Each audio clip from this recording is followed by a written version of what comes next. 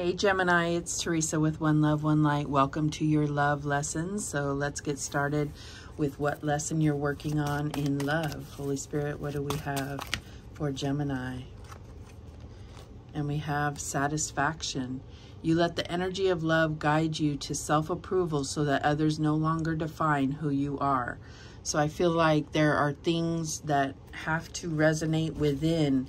Okay, I feel like it's not about what others say you should want, desire, pursue. It's about what brings you that inner fulfillment. All right, what else do we have for Gemini?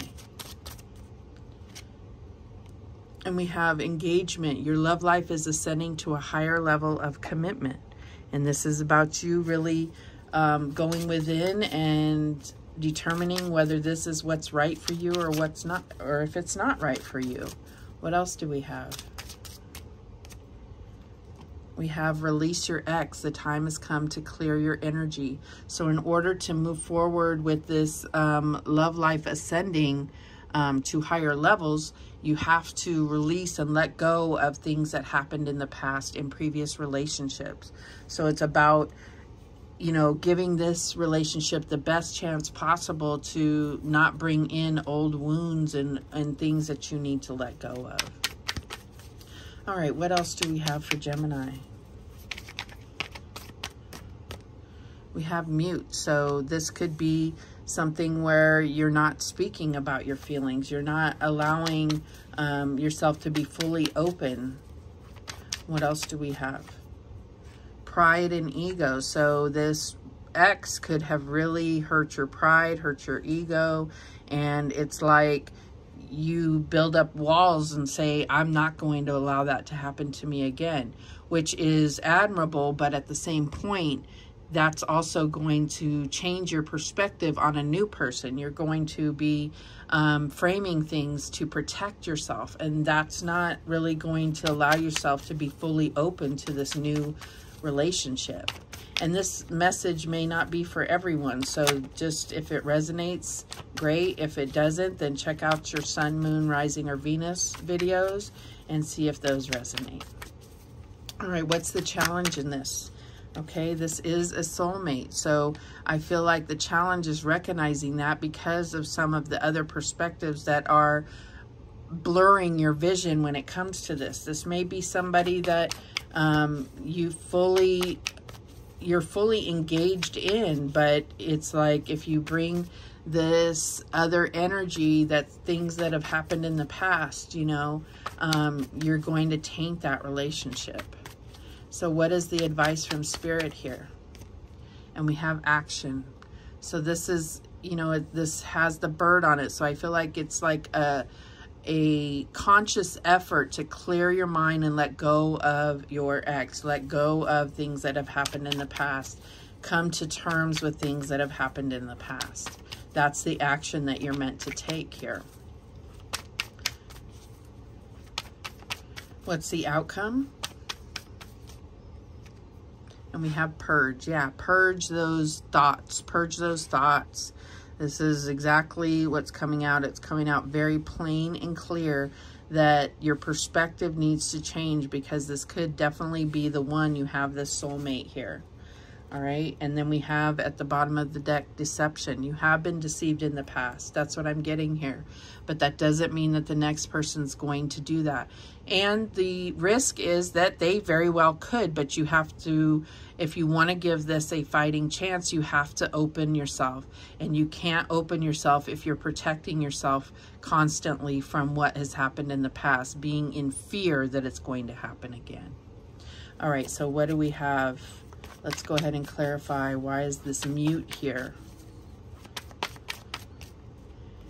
And we have the Two of Wands, planning and decision. So I feel like it's almost like this person, this new person, has not let you know what their intentions are. And that's putting you off kilter because of what you've been through in the past.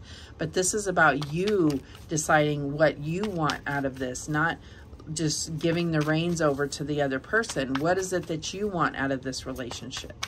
And if you want to pursue this, this is definitely a time to change that perspective and not let your pride and ego get in the way. But let's go ahead and clarify, why is this pride and ego here?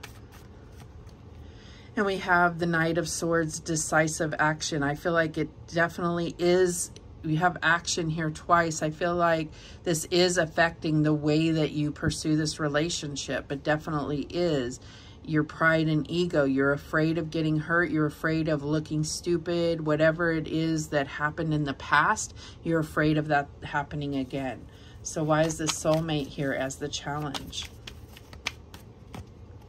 And we have the Eight of Swords, imprisonment. So I do feel like, you know, we have all different types of soulmates, and some are meant to